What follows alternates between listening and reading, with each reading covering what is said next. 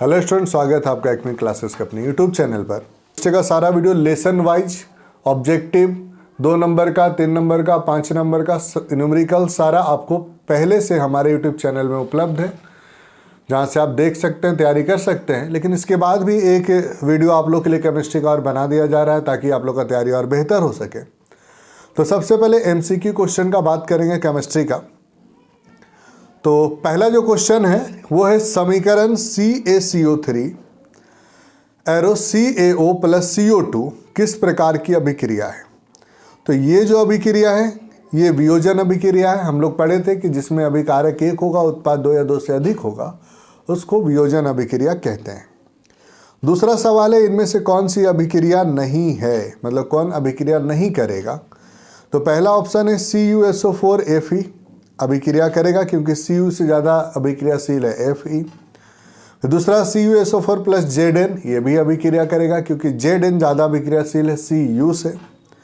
FeSO4 plus Zn, ये भी अभिक्रिया करेगा क्योंकि Zn ज़्यादा अभिक्रियाशील है Fe से। और लास्ट है ZnSO4 प्लस Cu, तो ये रिएक्शन नहीं करेगा क्योंकि जो कॉपर है वो जिंक से कम अभिक्रियाशील होता है। तो जवाब हो जाएगा option D, ZnSO4 plus Cu। अगला सवाल है अभिक्रिया CuO plus H2 arrow Cu plus H2O में किसका उपचयन हो रहा है। तो हम लोग उपचयन अभिक्रिया के बारे में पहले के वीडियो में डाले हैं कि जिस अभिकारक में ऑक्सीजन की वृद्धि होती है उसका उपचयन होता है। तो जवाब होगा कि H2, ऑप्शन बी, H2 का उपचयन हो रहा है। नेक्स्ट क्वेश्चन है सोडियम सल्फेट और बेरियम क्लोराइड को मिलाने पर किस रंग का अवक्षेप बनता है। तो सोडियम सल्फेट और बेरियम क्लोराइड जब मिलता है तो वाइट कलर का अवक्षेप बनता है, सफ़ेद कलर का। BaCl2 plus Na2SO4 arrow BaSO4 plus 2NaCl किस प्रकार की अभिक्रिया है। तो ये एक अवक्षेपन अभिक्रिया है। इसमें उत्पाद में जो BaSO4 है वो अवक्षेप है और उसका कलर वाइट होता है। नेक्स्ट क्वेश्चन है आपका निम्न में से कौन अपचायक है। अपचायक जो ऑक्सीजन का ह्रास करेगा। तो ऑप्शन है आपका H2COO2 और H2S, जवाब होगा H2S। नेक्स्ट क्वेश्चन है लौह चूर्ण पर तनु हाइड्रोक्लोरिक अम्ल डालने पर क्या होगा। तो लौह चूर्ण मतलब धातु और तनु हाइड्रोक्लोरिक अम्ल मतलब अम्ल। तो किसी भी धातु पर अगर हम अम्ल डालते हैं तो क्या बनता है, हाइड्रोजन गैस बनेगा और आयरन क्लोराइड, मतलब आयरन क्लोराइड जो लवण है और हाइड्रोजन गैस है। नेक्स्ट क्वेश्चन है अभिक्रिया CaO plus H2O arrow CaOH2 किस प्रकार की अभिक्रिया है। जवाब होगा संयोजन अभिक्रिया क्योंकि जहाँ पर अभिकारक 2 या 2 से अधिक होते हैं और उत्पाद केवल 1 होता है उस अभिक्रिया को हम संयोजन अभिक्रिया कहते हैं। नेक्स्ट क्वेश्चन है निम्नलिखित में कौन सा उत्पाद लेड नाइट्रेट को गर्म करने पर प्राप्त होता है। तो लेड नाइट्रेट को गर्म करने पर जो उत्पाद प्राप्त होता है वो होता है NO2 और O2। हमारा अगला सवाल है शरीर में भोजन का पचना किस प्रकार की अभिक्रिया है। तो शरीर में भोजन का जो पचना है वो उपचयन अभिक्रिया है क्योंकि भोजन को पचने के लिए ऑक्सीजन की आवश्यकता होती है और जहाँ पर ऑक्सीजन ऐड होता है, जुड़ता है, उस अभिक्रिया को उपचयन अभिक्रिया कहते हैं। नेक्स्ट क्वेश्चन है दीवारों पर सफ़ेदी के लिए किसका उपयोग होता है। तो जवाब है CaOH2।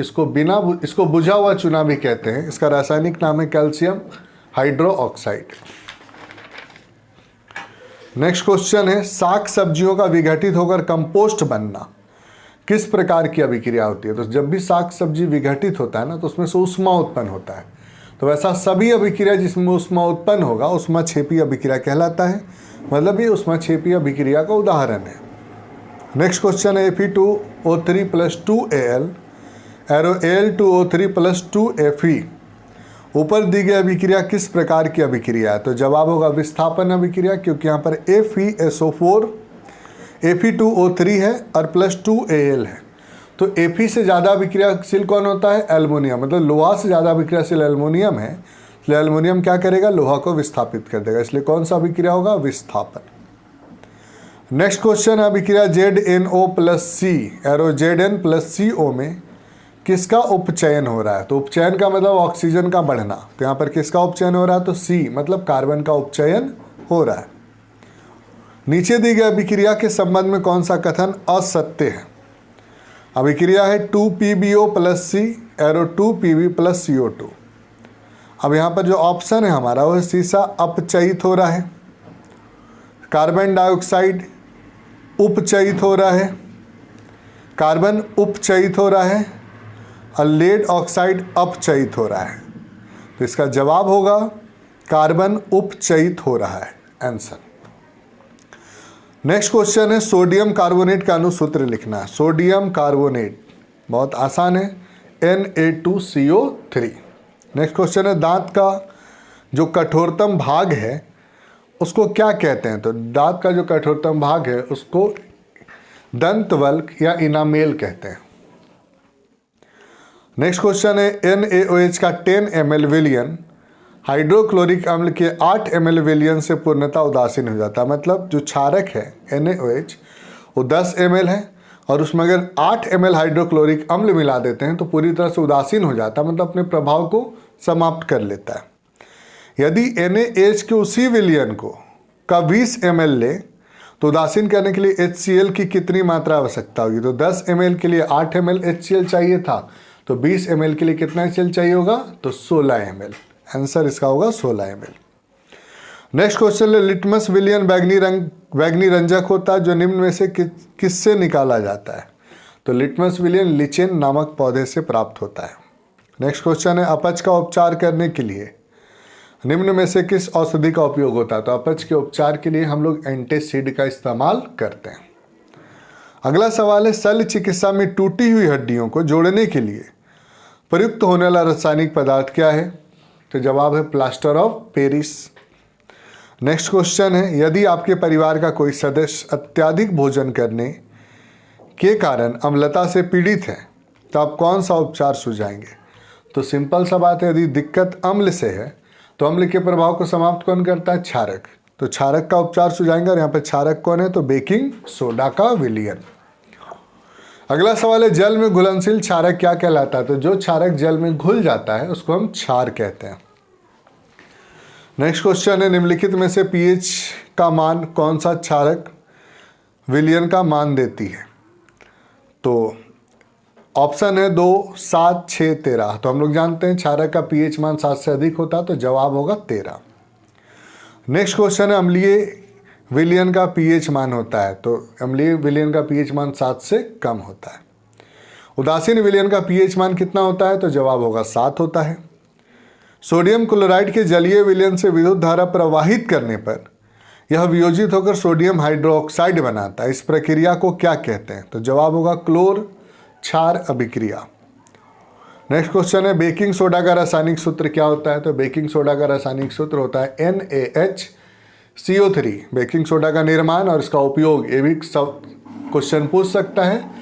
और बेकिंग सोडा का निर्माण, जितना भी सोडा है, बेकिंग सोडा, विरंजक, सबका निर्माण से रिलेटेड वीडियो हमारे यूट्यूब चैनल पर उपलब्ध है, जहां से आप इसका डिटेल्स से कैसे निर्मित होता है, क्या यूज है, वो देख सकते हैं। नेक्स्ट क्वेश्चन है नीला थोथा का रासायनिक सूत्र क्या होता है? जवाब है CuSO4 × 5H2O, मतलब कॉपर सल्फेट, जिसमें जल के 5 अणु होते हैं। संगमरमर का रासायनिक सूत्र क्या होता है? तो संगमरमर का रासायनिक सूत्र होता है CaCO3। अगला क्वेश्चन है सोडियम कार्बोनेट के जलीय विलयन में मेथिल ऑरेंज का घोल मिलाने पर, मेथिल ऑरेंज क्या है? तो मेथिल ऑरेंज एक संश्लेषित सूचक है। संश्लेषित मतलब मानव द्वारा बनाया गया सूचक है। तो सोडियम कार्बोनेट के विलयन में मेथिल ऑरेंज का घोल मिलाने पर घोल का रंग परिवर्तन होकर कैसा हो जाता है? तो जवाब होगा पीला कलर का हो जाता है। नेक्स्ट क्वेश्चन है कोई विलयन अंडे के पिसे हुए कवच से अभिक्रिया करता है। तो अंडा का पिसा हुआ कवच मतलब कार्बोनेट, और विलयन का पता नहीं कि कौन अभिक्रिया करता है, तो एक गैस उत्पन्न करता है जो चूने के पानी को दूधिया कर देता है। तो चूने के पानी को दूधिया कौन सा गैस करता है? Carbon dioxide. ठीक है, इस विलयन में क्या होगा? तो इस विलयन में होगा अम्ल HCl, क्योंकि हम जानते हैं कि धातु कार्बोनेट हो या धातु हाइड्रोजन कार्बोनेट हो, दोनों से यदि अम्ल अभिक्रिया करता है तो लवण, जल और कार्बन डाइऑक्साइड गैस बनाता है। तो इस विलयन में क्या होगा? अम्ल होगा HCl। निम्नांकित में कौन लवण है? क्वेश्चन है निम्नांकित में कौन लवण है? तो निम्नांकित में लवण है K2SO4 और HCl अम्ल है, K2SO4 लवण होगा। ठीक है, नेक्स्ट क्वेश्चन है, 1 विलियन लाल लिटमस को नीला कर देता है, संभावित इसका पीएच मान क्या होगा? तो सिंपल है, 7 से अधिक होगा। 7 से अधिक का ऑप्शन क्या है? 1, 4, 5, 10। तो आंसर होगा 10, क्योंकि हम जानते हैं कि जो लिटमस पेपर है अम्ल में डालेंगे तो लाल हो जाएगा, क्षारक में डालेंगे तो नीला हो जाएगा। और क्षारक का पीएच मान 7 से ज़्यादा, अम्ल का पीएच मान 7 से कम। अगला सवाल है, सोडियम कार्बोनेट और टार्ट्रिक अम्ल का मिश्रण कहलाता है? जवाब है बेकिंग पाउडर। नेक्स्ट क्वेश्चन है, सही विकल्प चुनना है। निम्न में कौन सा युगल विस्थापन अभिक्रिया प्रदर्शित करता है? विस्थापन अभिक्रिया में क्या होता है? अधिक अभिक्रियाशील तत्व कम वाले को विस्थापित कर देता है। देखते हैं, तो NaCl2 विलियन और कॉपर धातु, तो ये नहीं होगा क्योंकि सोडियम ज़्यादा अभिक्रियाशील है कॉपर से। दूसरा है MgCl2 प्लस एल्युमिनियम, तो ये भी नहीं, हाँ ये होगा क्योंकि मैग्नीशियम से कम अभिक्रियाशील होता है एल्युमिनियम, तो ये भी नहीं होगा। तीसरा है FeSO4 प्लस सिल्वर, तो चांदी से कम अभिक्रियाशील होता है सिल्वर, तो ये भी नहीं होगा। अब है AgNO3 का विलियन प्लस कॉपर धातु, तो Ag मतलब सिल्वर और कॉपर मतलब तांबा, तो तांबा चांदी से ज़्यादा अभिक्रियाशील होता है, इसलिए इसका आंसर होगा 4 AgNO3 विलियन एवं कॉपर धातु। नेक्स्ट क्वेश्चन है, लोहे के फ्राइंग पैन को जंग से बचाने के लिए निम्न में से कौन सी विधि उपयुक्त है? तो जवाब होगा जिंक की परत चढ़ाकर। नेक्स्ट क्वेश्चन, कोई धातु ऑक्सीजन के साथ अभिक्रिया कर उच्च गलनांक वाला यौगिक निर्मित करती है, यौगिक जल में विलय है, यह तत्व क्या हो सकता है? जवाब होगा कैल्शियम। नेक्स्ट क्वेश्चन है, खाद्य पदार्थ के डब्बों पर जिंक के बजाय टीन का लेप होता है, क्यों? जवाब है टीन की अपेक्षा जिंक अधिक अभिक्रियाशील होता है। नेक्स्ट क्वेश्चन, लोहा को जिंक से लेपित करने की प्रक्रिया को क्या कहते हैं? जवाब होगा गैल्वीकरण या फिर यसद लेपन। ऑप्शन कुछ भी हो सकता है, यसद लेपन को ही गैल्वीकरण कहते हैं, तो यसद लेपन हो या गैल्वीकरण हो एक ही बात है। नेक्स्ट क्वेश्चन है, सिनाबार किसका अयस्क है? तो जवाब है पारा, जिसको मरकरी भी हम लोग कहते हैं, उसी का अयस्क है सिनाबार, जिसका जो रासायनिक सूत्र होता है HGS। लोहा निकेल और क्रोमियम के मिश्र धातु को क्या कहते हैं? लोहा निकेल और क्रोमियम के मिश्र धातु को स्टेनलेस स्टील कहते हैं। नेक्स्ट क्वेश्चन है, तांबा और जिंक के मिश्र धातु को क्या कहते हैं? तो तांबा और जिंक का मिश्र धातु पीतल कहलाता है। अगला सवाल है, हीलियम कैसा तत्व है? तो जवाब है अक्रिय। अक्रिय बोलिए, निष्क्रिय बोलिए, उत्कृष्ट बोलिए, बात सेम ही है क्योंकि अभिक्रिया नहीं करते। नेक्स्ट क्वेश्चन है, सिलिका क्या है? जवाब है उपधातु। कार्बन क्या है? जवाब है अधातु। दुनिया में जितनी भी गैसें हैं वो सब अधातु हैं, याद रखिएगा। एक्वा रेजिया में HCl और HNO3 का अनुपात क्या होता है? तो एक्वा रेजिया में HCl और HNO3 का अनुपात 3:1 होता है। सबसे कठोर पदार्थ कौन है प्रकृति का? जवाब होगा हीरा। कौन सा धातु कमरे के ताप पर द्रव होता है? जवाब होगा पारा। निम्नलिखित में से किसे चाकू से आसानी से काट सकते हैं? जवाब होगा लिथियम। इसके अलावा सोडियम और पोटेशियम भी होता है। अगला सवाल है, निम्न में से कौन आयनिक यौगिक है? जवाब होगा आयनिक यौगिक CaCl2। रीजन, धातु और अधातु जब अभिक्रिया करता है तो धातु इलेक्ट्रॉन देता है और अधातु इलेक्ट्रॉन लेता है, और इन दोनों की अभिक्रिया से आयनिक यौगिक का निर्माण होता है। अगला सवाल है, सीसा और टीन के मिश्र धातु को क्या कहते हैं? तो जवाब होगा सोल्डर। नेक्स्ट क्वेश्चन है, निम्नलिखित में कौन सबसे अधिक अभिक्रियाशील है? Cu मतलब कॉपर, Hg मतलब पारा, Ag मतलब सिल्वर और Au मतलब गोल्ड। तो सबसे अधिक अभिक्रियाशील इन सब में होगा कॉपर। नेक्स्ट क्वेश्चन है, निम्नलिखित में कौन क्षारीय ऑक्साइड है? तो एक बात ध्यान रखेंगे, धातु ऑक्साइड जितना भी होता है वो सब क्षारीय होता है, और अधातु ऑक्साइड जितना भी होता है सब अम्लीय होता है। तो यहाँ पर देखते हैं कौन धातु ऑक्साइड है। SO2 अधातु ऑक्साइड है, मतलब ये अम्लीय होगा। NO2 अधातु ऑक्साइड, मतलब ये भी अम्लीय होगा। P2O3 ये भी अम्लीय होगा। और Na2O ये धातु ऑक्साइड है, मतलब ये क्षारकीय होगा। तो जवाब होगा Na2O। नेक्स्ट क्वेश्चन है, पीतल किसका उदाहरण है? तो पीतल मिश्र धातु का उदाहरण है। अगला सवाल है, बायोगैस मुख्यतः होती है? तो जवाब होगा CH4 मतलब मीथेन। अगला सवाल है, कौन जीवाश्म ईंधन नहीं है? तो ऑप्शन है प्राकृतिक गैस, पेट्रोलियम, कोयला। ये तीनों जीवों के अवशेष से बनती है। जो लकड़ी है वो जीवाश्म ईंधन नहीं है क्योंकि डायरेक्ट पेड़ से प्राप्त होता है। नेक्स्ट क्वेश्चन है संपीड़ित प्राकृतिक गैस का मुख्य घटक है। तो संपीड़ित प्राकृतिक गैस में मुख्य रूप से मीथेन पाया जाता है, इसलिए इसका मुख्य घटक मीथेन है, जिसका सूत्र होता है CH4। अगला सवाल है एल्केन का समान सूत्र क्या है। तो एल्केन का समान सूत्र होता है CnH2n+2। नेक्स्ट क्वेश्चन, निम्नलिखित में कौन असंतृप्त हाइड्रोकार्बन है। तो असंतृप्त हाइड्रोकार्बन ऑप्शन यहाँ पर देखिए, इसको बहुत सिंपल तरीका, अगर असंतृप्त हाइड्रोकार्बन ढूंढना है तो उसमें जितना कार्बन होगा ना उसका डबल से अगर 2 ज़्यादा है तो संतृप्त होगा, अगर डबल से 2 ज़्यादा से कम, अगर डबल है डबल से कम है तो असंतृप्त हाइड्रोकार्बन होगा। जैसे उदाहरण दिया यहाँ पर C2H4 डबल है तो ये असंतृप्त होगा। C4H10 डबल से 2 ज़्यादा है तो संतृप्त होगा। CH4 डबल से 2 ज़्यादा है तो संतृप्त होगा। C6H14 डबल से 2 ज़्यादा है तो संतृप्त होगा। मतलब इसका जवाब होगा C2H4। ये जो संतृप्त और असंतृप्त वाला बात है इसके बारे में भी वीडियो अवेलेबल है जहाँ डिटेल्स बताया गया कि आप कैसे पहचान सकते हैं। तो हमारे चैनल में जाएं, वीडियो को जरूर से देखें अगर तैयारी अच्छी करनी है तो। नेक्स्ट क्वेश्चन है किस हाइड्रोकार्बन में द्वि आबंध होता है।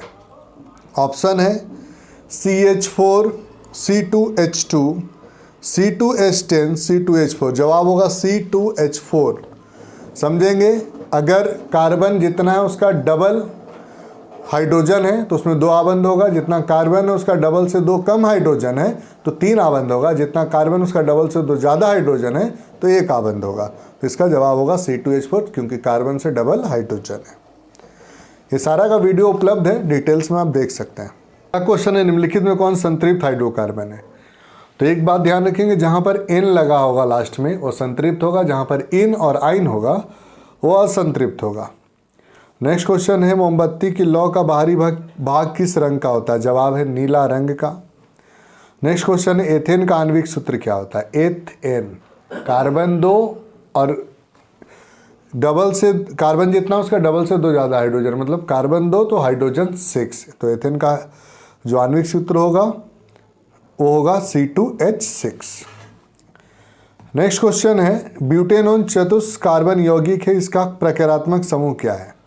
तो ब्यूटेनोन जितना भी हाइड्रोकार्बन में लगेगा सब कीटोन में आएंगे।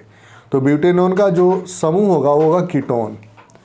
खाना बनाते समय यदि बर्तन की तली बाहर से काली हो रही है तो इसका क्या मतलब है। जवाब है ईंधन पूरी तरह से जल नहीं रहा है। नेक्स्ट क्वेश्चन है हाइड्रोकार्बन कौन है। सिंपल सी बात है, जिसमें कार्बन और हाइड्रोजन दोनों होंगे वो हाइड्रोकार्बन होंगे। ऑप्शन है H2O, तो इसमें हाइड्रोजन है लेकिन कार्बन नहीं है। CO2 कार्बन है लेकिन हाइड्रोजन नहीं है। C5H12 इसमें कार्बन भी है और हाइड्रोजन भी है, मतलब C2H5 जो C5H12 है ये आपका हाइड्रोकार्बन है। नेक्स्ट क्वेश्चन है निम्नलिखित में से किस हाइड्रोकार्बन में 3 आबंध होते हैं। तो जो आइन होता है उसमें 3 आबंध होता है, जैसे CH4 है, C2H6 है, C3H4। तो इसका जवाब होगा नंबर C C3H4। ध्यान रखेंगे 3 आबंध उसी में होता है अगर कार्बन का संख्या 4 है तो उसका डबल से 2 कम हाइड्रोजन होना चाहिए। कार्बन का संख्या 2 है तो डबल से 2 कम, मतलब जहाँ पर कार्बन जितना संख्या में है उसका डबल से 2 कम यदि हाइड्रोजन है मतलब कि उसमें 3 आबंध लगेंगे। अगर जितना कार्बन है उसमें डबल हाइड्रोजन है मतलब उसमें 2 आबंध लगेंगे। जितना कार्बन है उसका डबल से 2 ज़्यादा हाइड्रोजन है तो 1 आबंध लगेगा। ये सारा जो हम बता रहे हैं अभी आपको शॉर्ट में, इसका पूरा विस्तृत विवरण और डिटेल्स हमारे वीडियो में उपलब्ध है जो पहले से यूट्यूब चैनल पर डला है। नेक्स्ट क्वेश्चन है N2 अणु में नाइट्रोजन परमाणु के बीच सहसंयोजक बंधन होते हैं कितने। तो जवाब होगा 3। नेक्स्ट क्वेश्चन है ऑक्सीजन के 2 परमाणुओं के बीच कितने आबंध होते हैं। तो ऑक्सीजन के 2 परमाणुओं के बीच 2 आबंध होते हैं। मीथेन में कितने सहसंयोजक आबंध है। जवाब होगा 4। एथाइल अल्कोहल का अनुसूत्र क्या है। जवाब होगा C2H5OH जिसको एथेनॉल भी कहते हैं। नेक्स्ट क्वेश्चन है C2H5OH का प्रकारात्मक समूह क्या है। तो जिस हाइड्रोकार्बन के लास्ट में OH होगा उसका प्रकारात्मक समूह होगा अल्कोहल और लास्ट में लगेगा नॉल। क्वेश्चन है CHO प्रकारात्मक समूह को क्या कहते हैं। तो जिस हाइड्रोकार्बन के अंत में CHO हो उसको एल्डिहाइड कहते हैं। कार्बोनिल मतलब कीटोन समूह को सूचित किया जाता है किससे? तो डबल बॉन्ड CO के माध्यम से। नेक्स्ट क्वेश्चन है OH प्रकारात्मक समूह है किसका? तो अल्कोहल का। COOH प्रकारात्मक समूह है किसका? तो कार्बोक्सिलिक अम्ल का।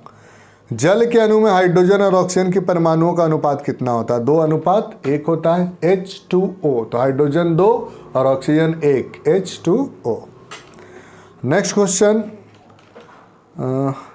हीरा और ग्रेफाइट कार्बन के क्या हैं? तो जवाब होगा अपर रूप। तो ये था हमारा ऑब्जेक्टिव क्वेश्चन केमिस्ट्री का जो लास्ट सेट था। पहले भी लेसन वाइज ऑब्जेक्टिव सब्जेक्टिव दोनों ये दिया गया है, इसको देखेंगे और अच्छे से इसका तैयारी करें। 100% क्वेश्चन इसी से आने वाला है।